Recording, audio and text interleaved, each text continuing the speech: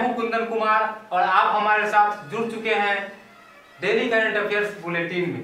Daily current affairs bulletin में आज हम जिस विषय पर आपसे बात करने वाले हैं उसका शीर्षक है मिशन शक्ति, Lokpal, grand order of king, विविध और अंत का जो हमारा नियमित सेशन होता है क्वेश्चन आंसर, फिर हम उसकी बात करेंगे। तो दोस्तों आइए शुरू करते हैं आज का daily current affairs bulletin. Daily current affairs bulletin में आज हम बात करेंगे भारत के शौर्य की। जी हां, मिशन शक्ति, भारत रोज एक नया कीर्तिमान स्थापित कर रहा है, अंतरिक्ष से लेकर पानी में और पानी से लेकर वायु तक। तो भारत के शौर्य की कहानी है मिशन शक्ति। मिशन शक्ति के अंतर्गत भारत ने स्वदेश में निर्मित एंटी सैटेलाइट मिसाइल का परीक्षण किया है और इस परीक्षण की सबसे बड़ी बात यह है कि इस परीक्षण ने पृथ्वी के लो अर्थ ऑर्बिट में एक दुश्मन देश के लाइव सैटेलाइट को मार गिराया है। अब हम बात करेंगे कि लो अर्थ ऑर्बिट क्या होता है। लो अर्थ ऑर्बिट का मतलब होता है पृथ्वी सतह से 160 किलोमीटर से लेकर 2000 किलोमीटर के बीच का जो क्षेत्र होता है उसको लो अर्थ ऑर्बिट कहा जाता है। आपको बता दें कि मिशन शक्ति को इसरो और DRDO की टीम ने संयुक्त रूप से इस मिशन को अंजाम दिया है। तो अभी हम बात कर रहे थे मिशन शक्ति की, जो भारत के शौर्य की कहानी को बयां करता है। भारत ने अंतरिक्ष के इतिहास में एक नया कीर्तिमान स्थापित किया है और यह कीर्तिमान है अंतरिक्ष में सैटेलाइट का परीक्षण करके। दोस्तों अब हम बात करेंगे लोकपाल की।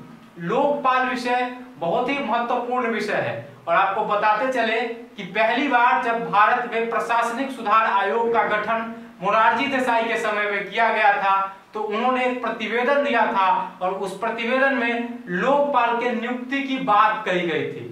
1966 से लेकर आज तक 11 बार लोकपाल से संबंधित विधेयक को लोकसभा में पारित किया गया, लेकिन सहमति नहीं बन पाई और लोकपाल के अध्यक्ष की नियुक्ति उस समय से नहीं हो पा रही थी। लोकपाल एक ऐसा विषय है जिसने अरविंद केजरीवाल जैसे व्यक्ति को दिल्ली का मुख्यमंत्री बनाया, अन्ना हजारे को घर घर प्रसिद्ध किया और अन्ना हजारे ने लोकपाल के लिए जो मुहिम खड़ा किया था जिसकी वजह से उनको घर घर जाने लोग लगे थे। अब हम बात करेंगे लोकपाल की। तो लोकपाल के पहले अध्यक्ष की नियुक्ति कर दी गई है और उन्होंने शपथ ग्रहण भी ले लिया है। तो हम बात करेंगे पिनाकी घोष की। जी हाँ, यह भारतीय इतिहास की सबसे बड़ी घटना है और करंट अफेयर का भी सबसे महत्वपूर्ण संसाधित घटना है कि पिनाकी घोष को लोकपाल का अध्यक्ष नियुक्त किया गया है। 19 मार्च को इनको लोकपाल अध्यक्ष नियुक्त किया गया था और 23 मार्च को इन्होंने अपने पद की शपथ ली। आपको बताते चले कि लोकपाल में एक अध्यक्ष होता है और 8 उसके सदस्य होते हैं। सबसे बड़ी बात है कि BCCI ने भी अपने लोकपाल की नियुक्ति की है और BCCI के पहले लोकपाल नियुक्त हुए हैं DK जैन। लोकपाल से संबंधित यह कुछ महत्वपूर्ण तथ्य था। अब आपसे अगर परीक्षा में पूछा जाएगा कि लोकपाल, भारत के पहले लोकपाल अध्यक्ष कौन है, तो भारत के लोकपाल के पहले अध्यक्ष है पिनाकी घोष और BCCI के पहले लोकपाल है DK जैन। अब हम बात करेंगे ग्रैंड ऑर्डर ऑफ किंग की। Grand order of king Croatia का सबसे बड़ा नागरिक सम्मान है। अभी आपको पता होना चाहिए, अगर आप नियमित रूप से समाचार पत्र पढ़ते होंगे तो अभी भारत के राष्ट्रपति 3 देशों की यात्रा पर गए हुए हैं जिसमें से एक क्रोएशिया भी है। तो क्रोएशिया ने भारत के राष्ट्रपति अर्थात रामनाथ कोविंद को grand order of King Tomislav and grand star पुरस्कार से सम्मानित किया है और हम आपको बताते चले कि यह पुरस्कार क्रोएशिया का सबसे बड़ा नागरिक सम्मान है और किसी भी राष्ट्रपति, भारत के राष्ट्रपति को मिलने वाला यह पहला पुरस्कार है। तो समसामयिक दृष्टिकोण से इस खबर का भी काफी महत्वपूर्ण स्थान है करंट अफेयर की दृष्टि से अगर हम देखें तो। अब हम बात करेंगे विविध की। विविध में हम रोज आपके लिए कुछ न कुछ विशेष लेकर आते हैं और वही चीज हम आपके लिए लेकर आते हैं जो आपके परीक्षा के लिए महत्वपूर्ण है, अर्थात वह ऐसा क्वेश्चन होता है जो आपके एंट्रेंस में पूछे जाने की संभावना होती है। इसलिए आप विविध को नियमित रूप से उसका नोट्स बनाइए और इसको अपने नोटबुक में जरूर दर्ज करें।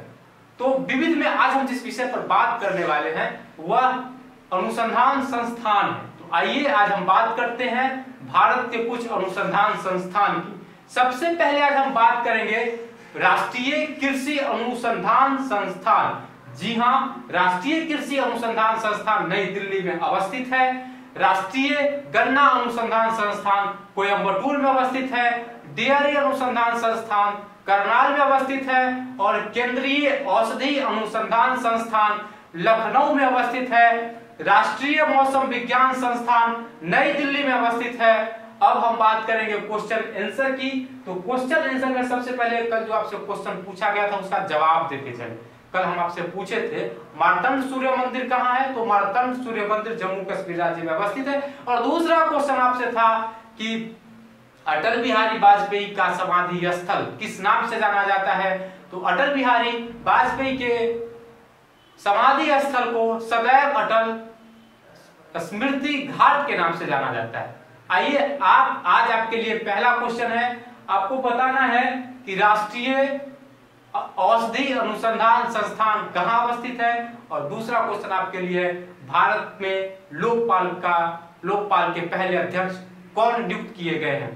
दोस्तों, अगर आपको हमारा वीडियो पसंद आया हो तो आप लाइक, शेयर, कमेंट और सब्सक्राइब जरूर करें और आप लोग मन लगाकर पढ़ें, क्योंकि अब आप जिसका इंतजार पिछले 1 साल से कर रहे थे, एंट्रेंस की इंतजार आप कर रहे थे, वह अब आपके काफी नजदीक पहुंच चुका है।